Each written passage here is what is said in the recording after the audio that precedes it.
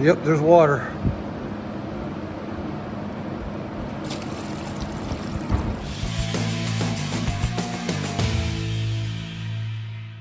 Good morning, everybody. Welcome back to Ogre Speed Shop. So today we're getting into working on this 4x4 conversion for the 1969 C30, soon to be 1970 GMC C20.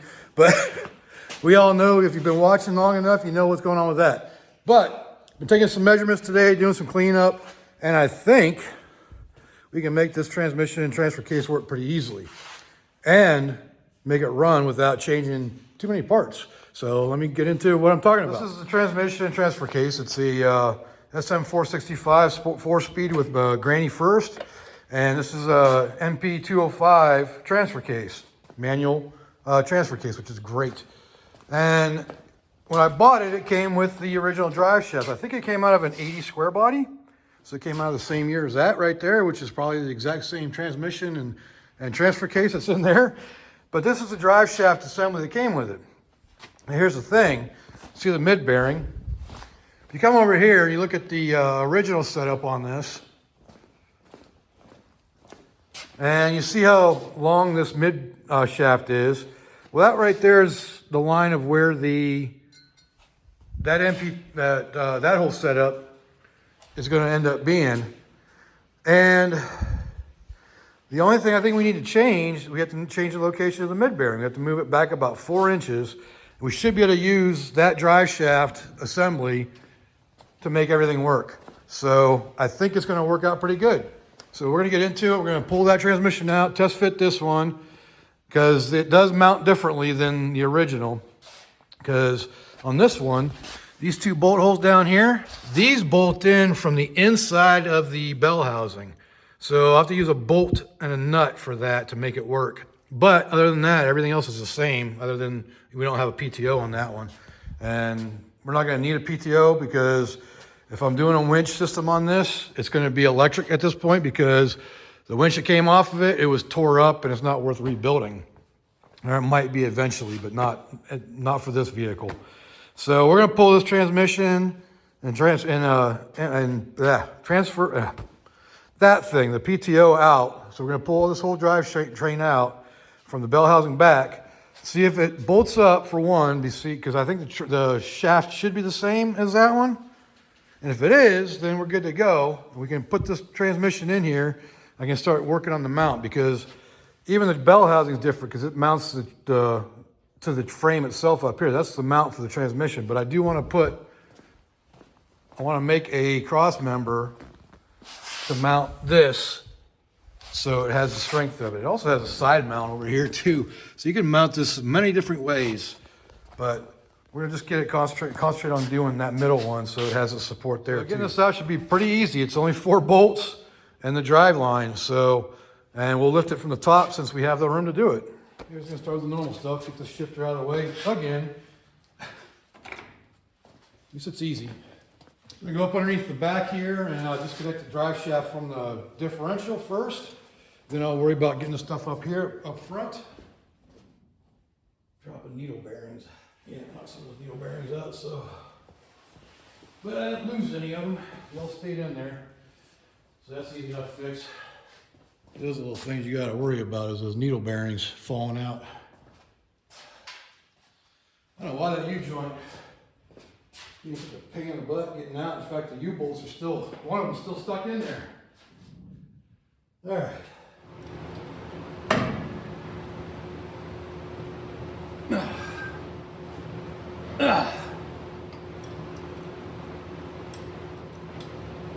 I know what'll make this a lot easier. It's already loose now. Power tools.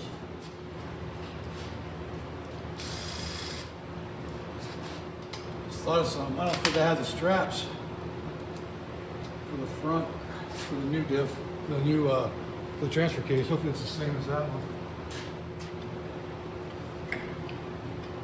And that's loose. Now I gotta get the mid bearing off. Because they're 7/16 bolts, they have a 11/16 headed nut with a 5/8 headed bolt.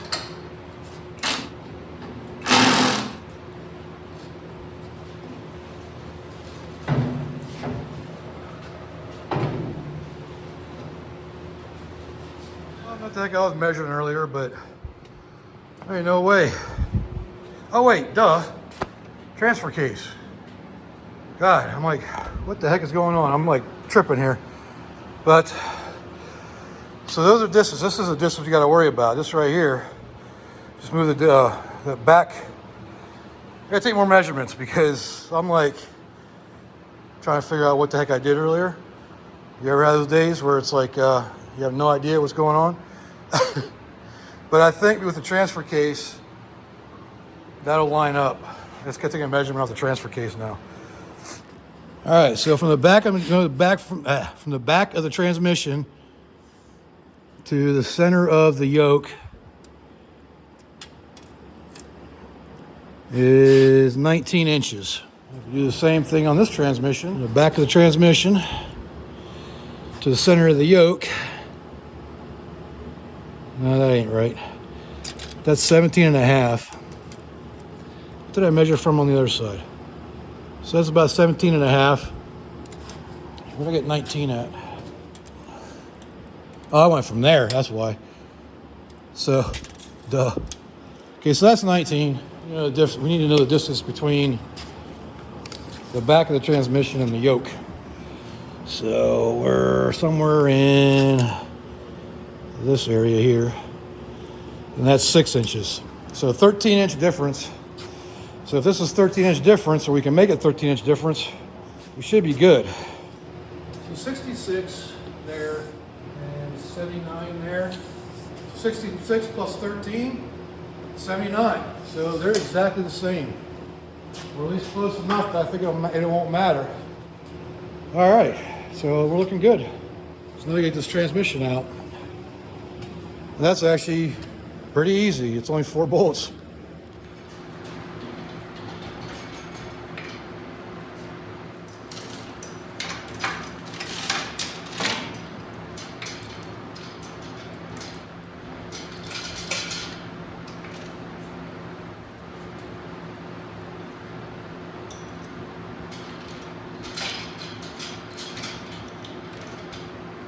Something like that should work.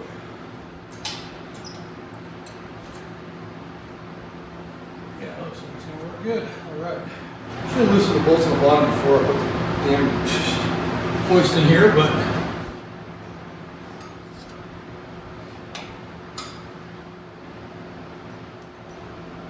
all right. Those are.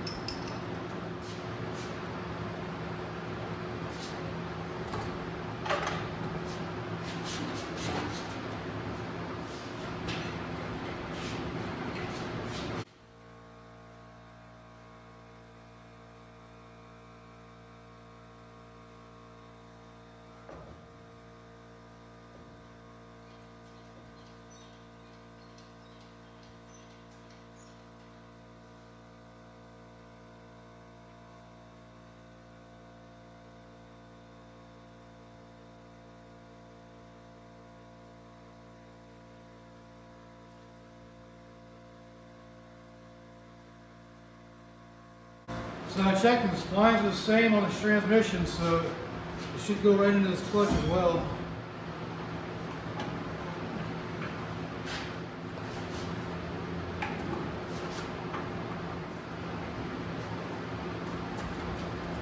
Oh, you gotta keep it. Take the wind wherever you can.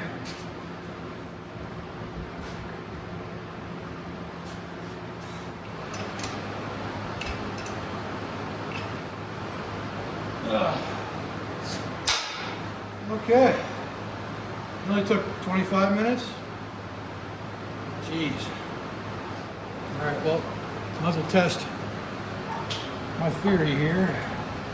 Look at that. I think it's going to fit just fine.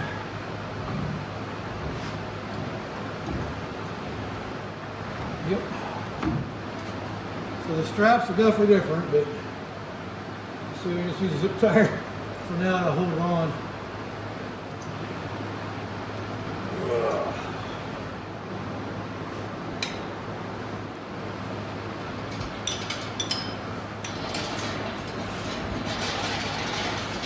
Alright, just like that.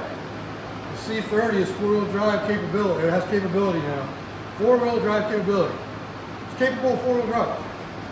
This Crossmember here is going to be a problem, but if we put a Crossmember here that'll support everything, we can actually take this out if we need to.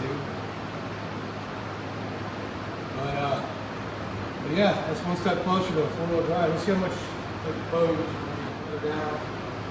Should be held in by the motor mounts and the transmission mount, or the bell housing mount. Let's see how far it drops. Yeah, not too bad, but I'm going to keep support underneath it for now. Just figure out drive line angles and stuff like that too. I don't think it's going to change much.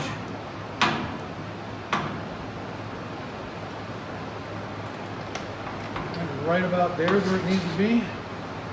Let's set up our, well, let me show you. So to set up our mid bearing, it's got to be raised up about where that one's at. And so if we just slide that whole thing back, it should work. But we got to cut it out first. So, but we've got plenty of room on our slip yoke, slip joint. So that slip joint's long. It's like 10 inches long, so we are good to go. We have 4-wheel drive, sort of. Well, like I said, we have the capability of 4-wheel drive. I got to figure out bolts for the bottom now, because this this transmission is not threaded like the other one is. So I have to get some longer bolts and run bolts and nuts. Which ain't a big deal. So yeah, look at that. Well, that's a bit unfortunate. Pulling the fill plug to check to see, make sure we had fluid. Oh, there's fluid, all right. That's a little bit clearer for my taste. And it was all the way up to the fill plug. So I still gotta pull the drain plug and see how much more water is gonna be in there. But yeah, it started out water, now it's the oil mix. Everything rotates, so it should be fine, hopefully. But yeah, I just put some fresh oil in it. I gotta check the transfer case now. I don't know if those share fluid. I don't think they do, because that's the level for the transmission. And then that's the level for the fill for the transfer case. So hopefully the transfer case isn't the same way. But we'll let that drain for a little bit, and then yeah, good stuff. Well, let's see what else comes out. Yep, there's water.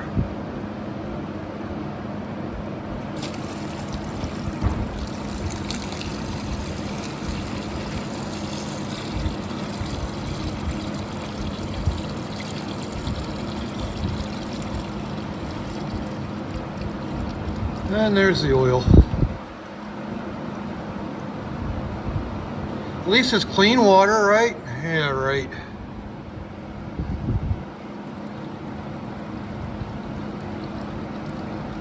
We'll let that drain for a while. We'll check the transfer case.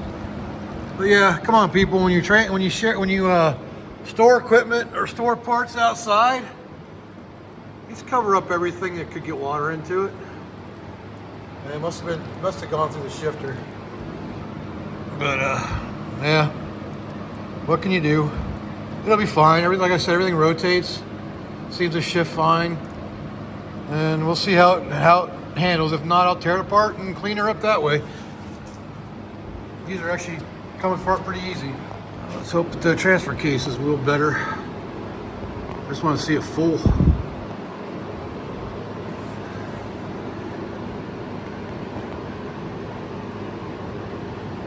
Yeah. Is there anything in it?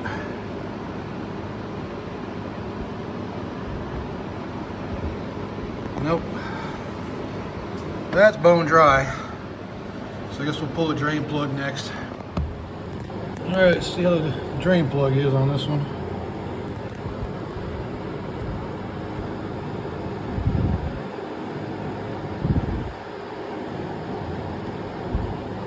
Yeah, that looks good. No water at least. All right, so I got some fluid in it. The transfer case, I got like 2 quarts in it. and it's not full yet, so I need some more. I just ran out. Thought I had more, but I had empty bottles on the shelf for some stupid reason. But so I got about 3/4 of a quart in that of some old stuff I had laying around the shelf that was older and thicker. So I put some 85 140 in that, and just some 75 90 in this, which is what it calls for apparently. I happen to have some 1/2-inch bolts that fit that, so put that on there with some nut and a block washer, so that transmission is completely bolted in. The U-joint in the back fits, it's original, it's the same size as the original, so good to go on that, but they definitely need replaced. Obviously the mid bearing needs replaced. We still have to set that up. We have to cut this piece out, and we're just going to get these rivets off of here, slide it back, and hopefully we have room. Yeah, I think it should fit right there. Still have room. But yeah, I think we'll be all right. But the length is definitely good. Like my U-joint straps. That'll work, right? Might make some noise when they're flipping around, but you know. But anyways, yeah, I think we're good on that. Good morning, everybody. So it's the next day, and after putting the 4-wheel drive transmission and transfer case in the 69, I noticed one thing, or a couple of things. Well, mainly one thing. Right there, there's some leakage. I put 2 quarts of gear lube in here, which isn't enough to fill it yet, but I think I know why it was down in level, because you can see right there it's leaking, and it's coming from right in there. It looks like it's coming from the input shaft right here, output shaft, and maybe the seal around here. So definitely got to do a reseal on that. Probably the transmission's gonna need a reseal too, but it wasn't leaking. I mean, it was full almost all the way up to here with water and oil, so it's obviously not leaking because it was all in there. And we got to I need straps, U-joints, and we're moving this today. So we got to cut this out. Got to cut this cross member out right here, the C channel, because that was the mount for the PTO gears. As you can see, it still has a lever for the PTO on it. So all that's going to come out today, so we can slide this cross member back to mount that center bearing. So that's what we're doing today. All right, so the way I'm going to get these rivets out, I'm going to use an air chisel. But it's going to be a long process because all I got is that little air compressor. I still need to invest in a bigger one. But so I'm going to be using that to get these off. And I don't know, I got to do something about this fuel line too to get it out of the way maybe. Actually, I'm not going to be making sparks. Well, at least not yet. I might have to with a grinder to cut these heads a little bit. But there's 4 on top, 4 on the bottom. So that's going to be a fun job. I got to cut that. So yeah, I got to do something about the fuel lines, and at least cover it with something. But so yeah, it's going to be a fun day, but I'm not going to film much of it because it's just going to be me under the truck and on top of the truck making a lot of noise and sparks. So when I get that done, I will be back. Well, it didn't take quite as long as I thought it would. It's just the first one, obviously, but I just use a chisel with an air gun, with the air hammer, and then I use the pointy one to pop the rivet out. So just got to do that, yeah, a lot more times. 7 plus 8 more, so 15 more, no problem. I may end up, to speed things up, taking the cutoff wheel and marking an X in there. It does speed it up, getting it knocked off of there.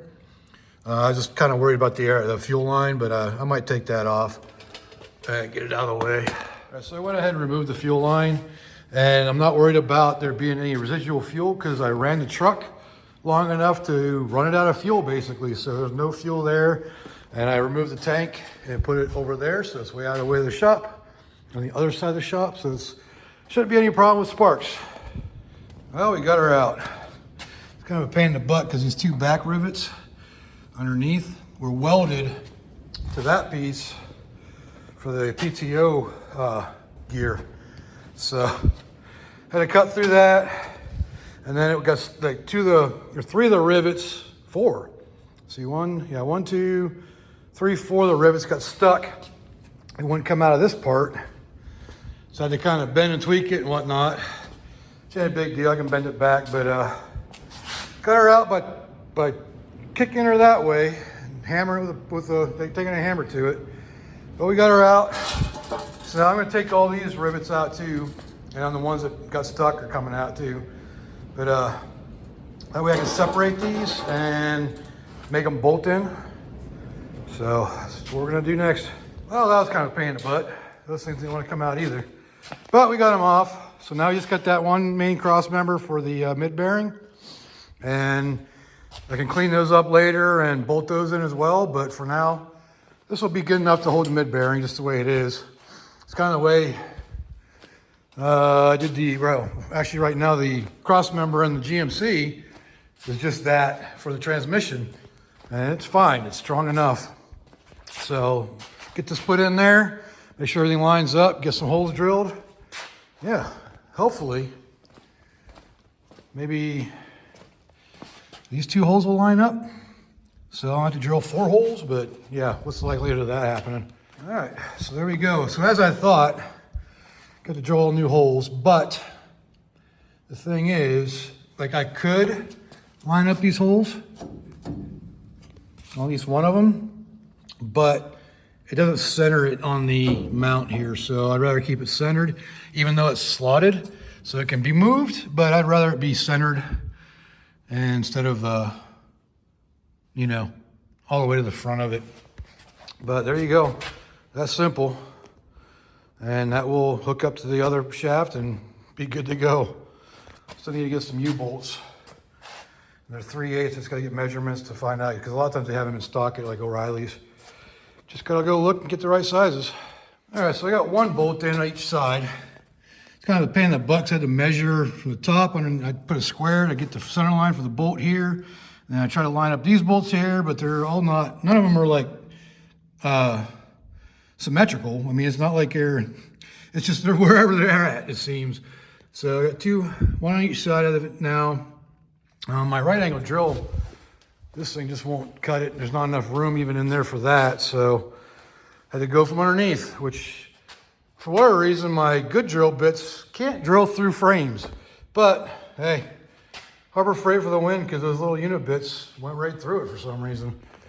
But yeah, so we got 1 bolt in, and I don't know how many more I'm going to do. At least 2 more. Should I do all 8? I don't think it's necessary. Got the mid bearing bolted in now. The bearing's actually good. The rubber's a little worn down, but it's not like torn completely out yet. So we can run that for a bit. So we got a fully functional mid bearing mount now. I'm fine with 4 bolts. I don't think it's going to be an issue. There isn't a whole lot of like weight on that. It's just you know, side to side torque, and I think it'll be fine. So if it's an issue later, and we'll make sure we fix it. But like, we can always put those braces back on, and I can add 2 more bolts. So getting the braces bolts up here would be kind of a pain in the butt though, because, well, there's a big heavy metal plate steel bed thing in the way. But anyways, this thing is now fully capable of driving once I get some U-bolts. So that's pretty cool. Yes, sir. Also, fluid wouldn't be a bad idea too. I gotta wait to get to the store to get some of that as well. But yeah, definitely have to fix some leaks on that transfer cage. You see how the puddle's getting bigger down there, just leaking out of this. And you know, that thing will spin. It spins when you're driving it, so you gotta make sure it's good to go. But yeah, looking pretty cool. We got 4-wheel drive almost. So the next thing we gotta do is make a cross member for this thing. I'm gonna get it bolted in right there where that's got the mount at. It could probably handle the weight, but I don't want to take the chance. And it does tilt back quite a bit. I mean, you know, maybe an inch or so from where it needs to be when I release that jack stand down there. So it won't take much just to make a little cross member for it. So that's what we're gonna do next. Well, I ran into O'Reilly's, and they had them in stock, the U-bolts. So it's the same exact bolts as the rear end takes. And they have the Precision brand. So put this one back on the rear, put these on the front. We call it a full drive line at that point, minus the front shaft, of course. You know, but we don't even have a front differential in there yet. So we're getting closer. All right, we got those in, so we have a complete drive line now. that could move the truck if I wanted to. Get the one I took with me to compare it, put back in the rear back there. Main thing to remember when installing U-bolts like this, do not over torque them, because you can crack these caps. I know these all need to be replaced, but for now, you want to make sure you don't torque them more than like 20 foot-pounds. And the way I do is basically once that crush washer, that lock washer flattens and compresses, I do like maybe a quarter turn at most, and that's about the best advice I can give on that. So you're like 20 foot-pounds. You don't need that much for them, because that's what the lock washers are for, to hold it in place. You put some red Loctite on there too, some Loctite on there if you want to as well. But now we're gonna make this cross member here to hold this thing up better. I put that back on so I know where the level's at, because that's I set that up to be level with the transmission that was in it. So it should be good for this one.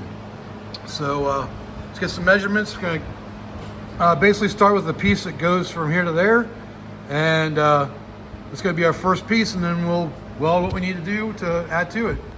Well, I just saved myself a whole lot of time fabricating, because check this out. That there is the stock cross member from the K10 out there, and it fits pretty dang good. Looks like the drive shaft might be a little close there, but I can always clearance that if I want to. But now I just gotta go to the junkyard and get one of these cross members out of a K10 or whatever, and well, replace the one on that, or get another one for this one and put this one back on that one, because right now the transmission's hanging on by a hope and a dream and a little jack stand and a strap. So but yeah, I mean, that's pretty close right there, but it's not hitting, so I don't know. We'll have to see. Maybe put the drive shaft back on just to see if it's going to hit. But either way, this part here has to come out, because that'll interfere with the drive shaft for sure, I think. But you get the front end on first, or the front differential on first, before we really know. But yeah, that saves a lot of time. All I got to do is, you can see I got one bolt right here and one bolt right there. So I just need to drill another bolt or another hole through the frame from underneath, and it'll have the same mounting points as square body does. So that worked out really good. There you have it, fully bolted on. And cleared the exhaust. So the only thing I'm kind of worried about, that's probably going to rattle a little bit, but is whether or not that's going to hit on the drive shaft. But as of right now, it doesn't, but who knows, the bouncing and whatnot. Can't tell if that's actually rubbing on there or sitting on there. It doesn't really matter.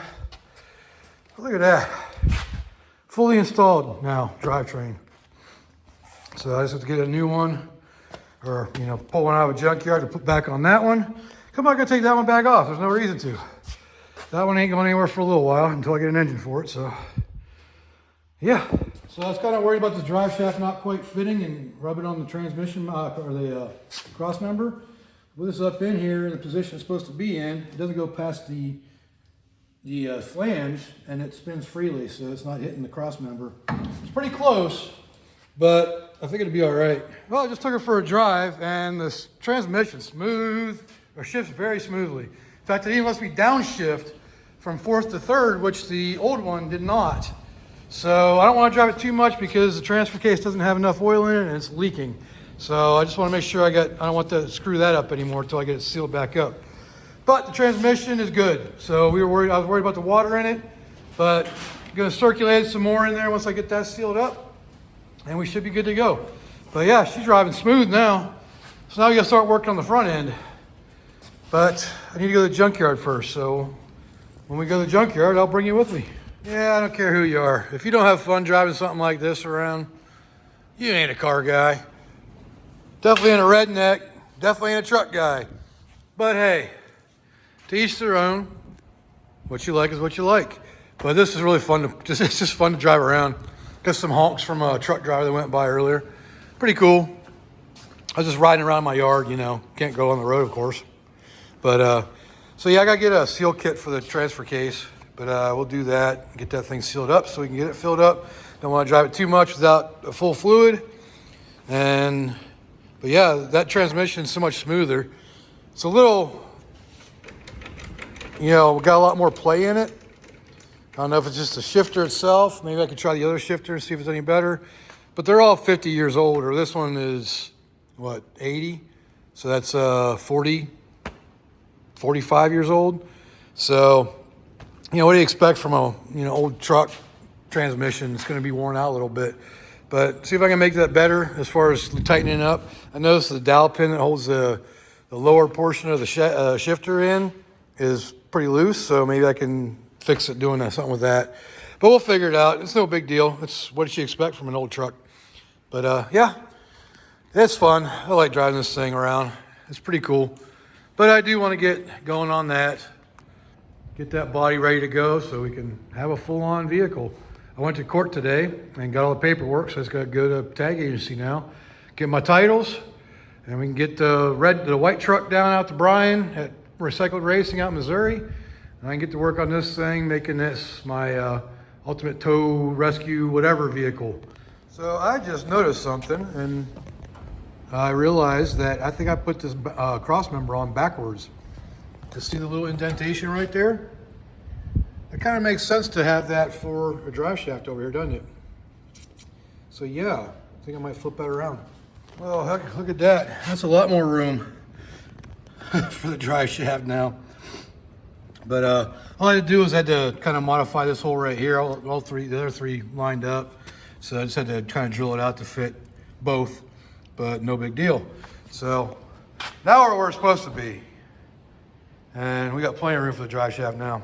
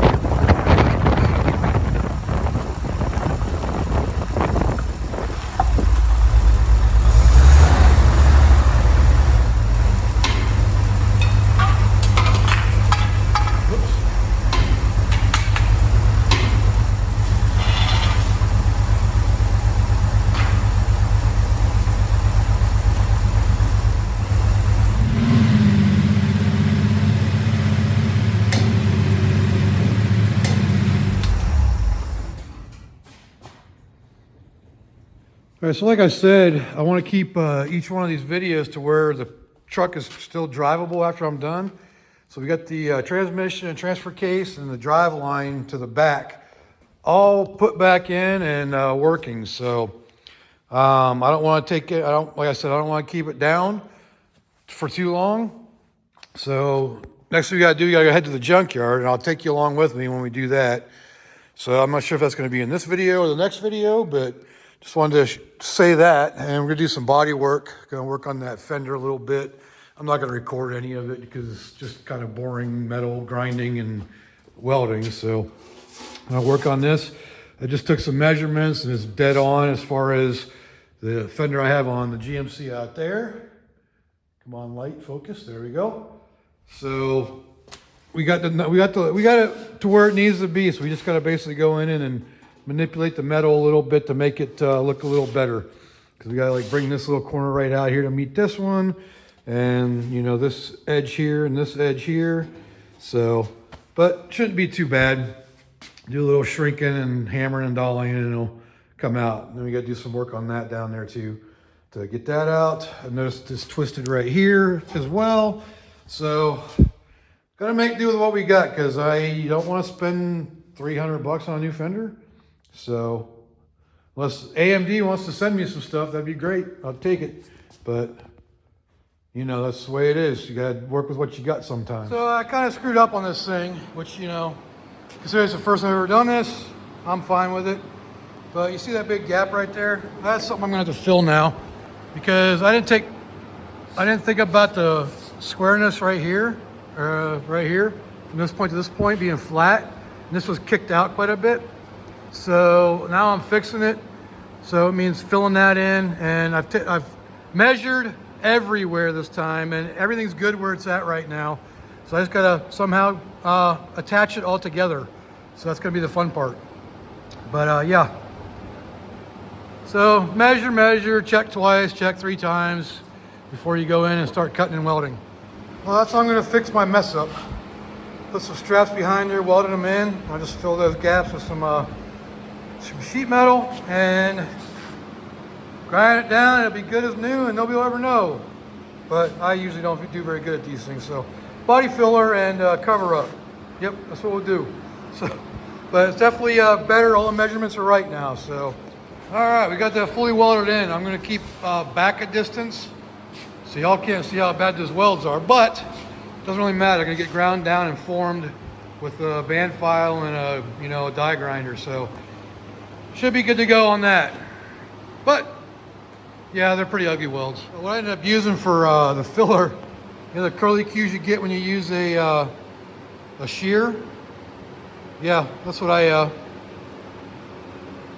use to fill the gap, and it worked really good. I had to take a little break from grinding because it's just, I guess, old pretty quick. So I decided to clean the shop. This is another reason why I always keep my projects running best I can, so that way I can move them to be able to clean or to get to other things in the shop. So, yep, let's get everything out of here right now, and I just got done cleaning, and now I got a nice clean shop. Let's dirty it up again by continuing the grinding on the fender. Of course, I didn't film any of it, but got that piece put on there, and definitely need some more body work and whatnot, but good enough for now until we get to the body work.